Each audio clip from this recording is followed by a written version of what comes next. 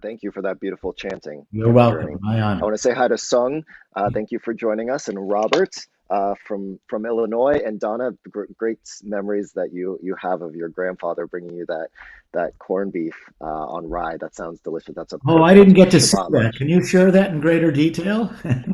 Yeah, it says Donna wrote, my grandfather always came over after services for corned beef on rye, hot mustard, and sour pickles. Oh my goodness. Uh, Sounds good. Right there on the main line, right? I wonder what your deli of choice was, Donna, since I lived in Bala Cynwyd for a couple years.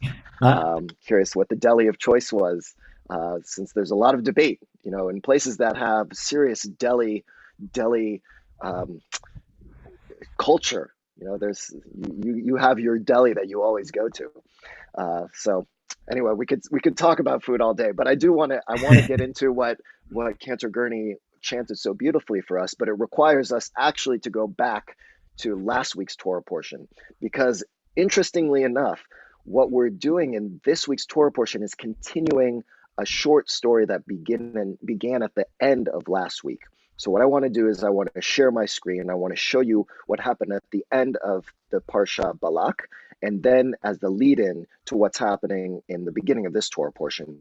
Now, when I looked at this, given, of course, the beauty of studying Torah is that the context in which you're living really resonates with the text, and you have this capability of making Torah come alive with whatever you're dealing with in your own life. And especially for me, I've been thinking about what we're dealing with as a society. And so I want you to be thinking about that yourself as you listen to this story.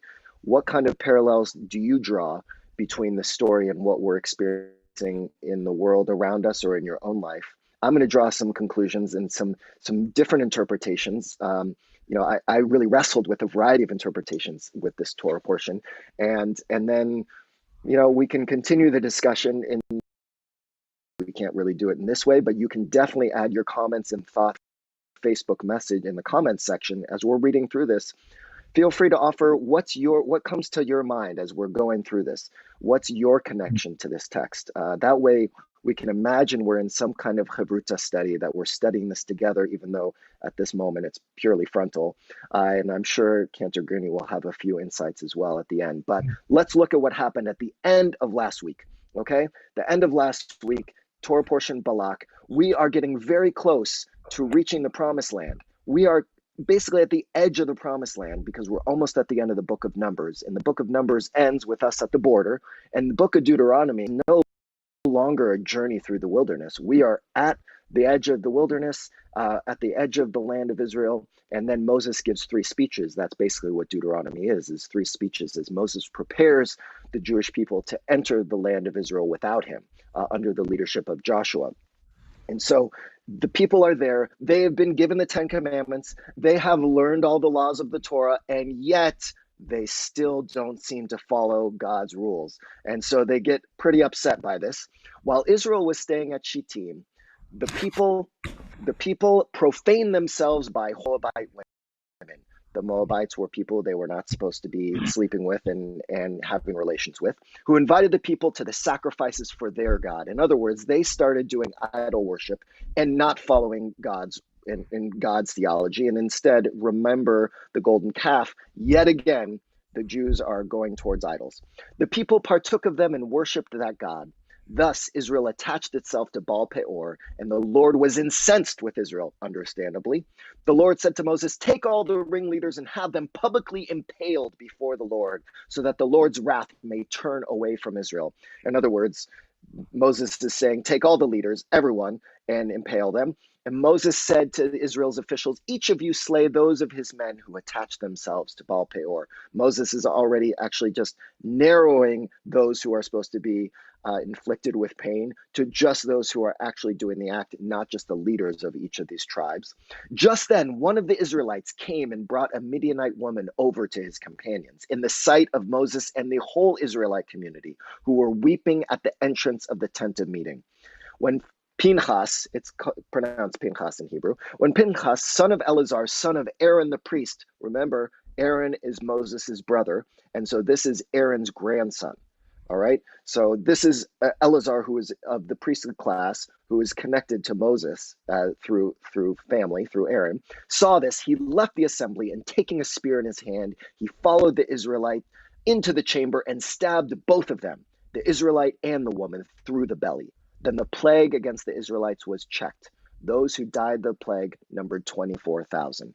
Okay, that is just the prequel. That was all in last week's Torah portion. Interesting, we're talking about a plague. Right now, we're dealing with a plague. We're dealing with a group of people who are standing at the tent of meeting, mourning the fact that in the midst of being told how to actually govern themselves and how to find health and peace, there are those who are not obeying those rules and are going out and doing what they're not supposed to do, cohabiting with other people and acting in ways that put the community at risk. And when that happens, there is one man who is a leader of the community. He's part of the priestly class. He decides in front of Moses and everyone else, even though he is not the ultimate leader as Moses is, he decides to take power into his own hands, and he goes and he attacks this Israelite man and this woman. At this point, we don't know who they are. He goes in as they are having sex with one another and impales them, stabs both of them through their mid side, their bellies, and kills them in front of everyone else. And the plague stops. And that's the end of last week's Torah portion. All right. So already we get a hint that something that this man that Pinchas did abated God's anger, right? That this zealous act. By the way, Pinchas is used by the Maccabees later as a real guide for Judah the Maccabee in the story of Hanukkah, because they were both zealous in their ways. All right. So now that was just a prequel. Now we get into the continuation of the story in the beginning of this Torah portion. Okay. So now we continue with Pinchas. Parshat Pinchas. This is what Cantor Gurney was chanting. The Lord spoke to Moses, saying, Pinchas, son of Eleazar, son of Aaron the priest, has turned back my wrath from the Israelites by displaying among them his passion for me, so that it did not wipe out the Israelite people in my passion. Say, therefore, I grant him my pact of friendship. Wrong. This is actually peace. If we are to look at the Hebrew itself, it's briti shalom. It is a pact of peace. I give him, and that's very important. It's not friendship. Friendship is a different type of connection here. But really, if you look at the Hebrew, God is saying, I'm giving a covenant. We should even change this. Covenant of peace. It shall be for him and his descendants after him a pact of priesthood for all time, because he took impassioned action for his God, thus making expiation for the Israelites.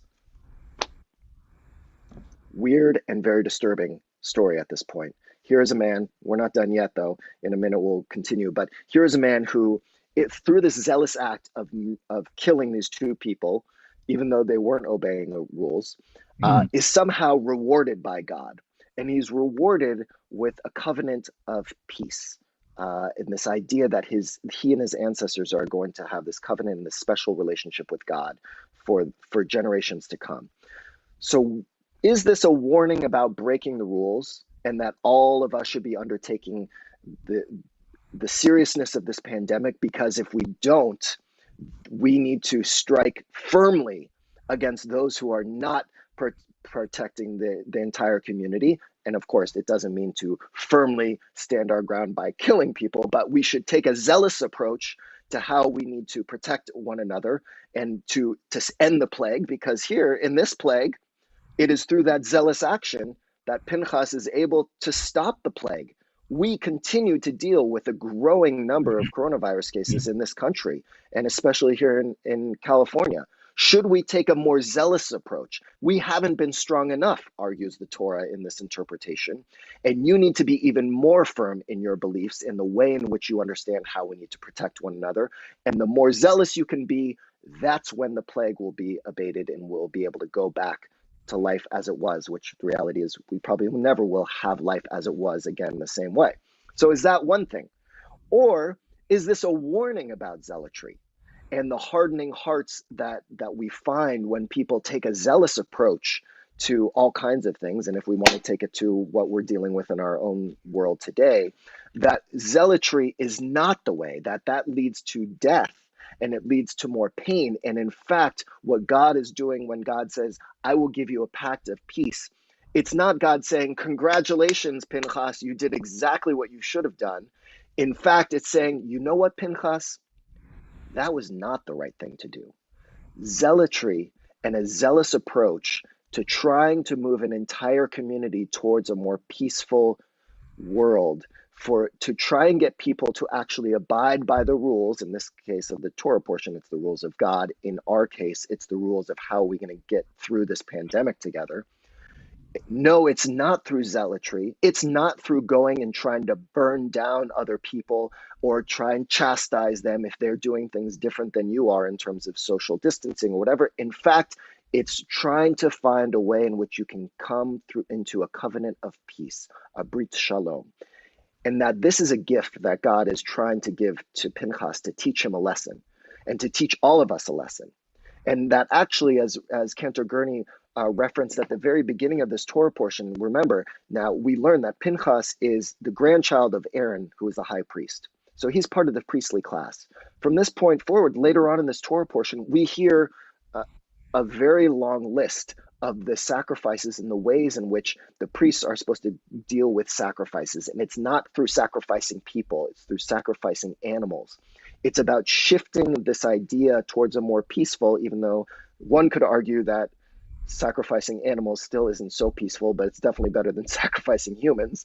That this is about a shift in our tradition that is saying that zealotry is not going to bring about more peace in our community. When we are looking out there and more, whether you're looking at the news or whether you're walking down the street and in your mind you're thinking, God, why isn't that person wearing a mask? Or I can't believe that person's wearing a mask. We don't need to wear masks. Wherever you're coming from, the idea that I'm holding on to is both that this is a Torah portion about a warning, that you have to be aware that we are in this together, that the repercussions of your actions, no matter what those actions are, have a profound impact on our ability as a community to move forward and to get to the promised land. Because remember, we're getting very close to that promised land. You can't go into a promised land and to a whole new vision of what this world is going to be if you are not doing it through peace. And so even though there are those forces out there who are zealous and who are the cancel culture approach, so to speak, instead, how can we try and understand that we are being given a brit shalom, this gift of peace? It's not easy to do, but it's a more powerful way, I think, that the Torah is trying to suggest to us that we can move through a plague as this one. Now, one other little point about this, and Rabbi Eshel talked about this last night, and this is in this Torah portion also a significant passage about women empowerment, female empowerment, the daughters of Zelophehad, these 5 daughters who are given land. They go to Moses and say, our father did not have any sons, and therefore we should have the right to inherit his land. And Moses takes this to God, and God says, they're right. Change the law. Create a Torah law specifically based on these women. An example of how disenfranchised women successfully confront an unjust system and propose a more equitable law. One of the powerful ways that I think that we are going to be moving into a more peaceful future is to look at ways in which we can partner with those who have been disenfranchised, those whose voices have not been so loud, those who now have the opportunity to raise awareness for things that have been laying underneath the surface for a long time. And that one of the key ways that we are going to move into this brit shalom, this covenant of peace, is to start to bring in the voices of those who haven't had a voice before. And if we can incorporate them, and we can take on a more peaceful approach to working together as a society, and to really see that we have to get through this plague and this pandemic as one community, and we have to figure out a way to lead one another, because if we're not going to find leadership, at the top that's consistent, then we have to figure out a way locally and within our own communities to figure out a way to lead one another and to guide one another. And I think that the daughters of Zelophehad give us a clue that we have to also open our ears and our minds to the voices that may not have been so loud, or right now aren't as loud as some of the loudest voices that we find on both ends of the spectrum. And that if we can do that, we're going to be able to make it a little closer to that promised land. So that's what I'm taking away from this week's Torah portion. Um, Anything you wanted to add, Cantor Gurney? I would I would be happy to respond just to say that's what you offered is in a broad stroke way an inspiring and enlightening example of the study of Torah. Broad strokes. You and I, we chatted a little bit before we went on this morning, and I thought about, this is a really troublesome Torah portion to deal with. And I'm thinking now that Heschel's approach to the Torah was that it's all poetry, which means his approach was it's poetry and it's all symbolism, right? And if we read it literally and just superficially, you can't get really anywhere in this Torah portion. He slaughtered people and he gets rewarded. How can Judaism, the prophetic Judaism, how can we accept that, right?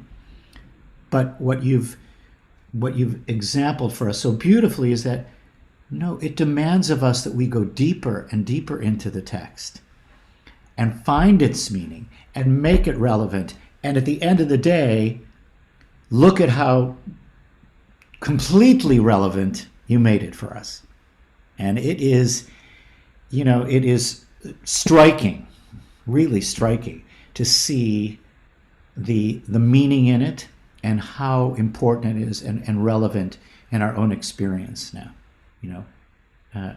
Very much so. I would just add the sages chose the Haftarah from the book of Kings, which describes the experience of Elijah, who does the same thing through his zealotry. He slays the priests of Baal, and then has to flee for his life, right? And God protects him as well, So this is Elijah the prophet, right? And in some of the commentaries, he ends up having to walk, 40 days and 40 nights after having received, refreshment out in the wilderness to escape. And the number is not random. It's to mirror the experience of Moses, who also, had to fast for 40 days and 40 nights on the mountain. And in that way, they're almost saying that Elijah and Moses were the one and the same person. Right? So how could you have more elevated status than that? And yet Elijah also, killed through his zealotry, right? And the message of it's a different message, right? And you took us there, far deeper than a superficial reading. So in a lot of ways, it's just a beautiful teaching and a model of how to study Torah. Right? Yeah, So thank. that's what energizes me every Yeah, single week is the yeah, idea that this tradition, as ancient as it is, really is so relevant in our lives. And there is such a depth there that can really guide us to try and become better people and to try and better the world around us. And when we're at home, when we're not as distracted by the outside world in the same way, I think we have a responsibility to be working on ourselves, working on our own Torah, working on our own teachings, so that when we start to disperse and go out, that we are feeling grounded, that we're feeling centered, that we have done the spiritual work within ourselves to try and become better people and to try and therefore bring about a little bit more peace and to bring our own Brit Shalom, our own covenant of peace out to those around us, to those who may be flailing and faltering.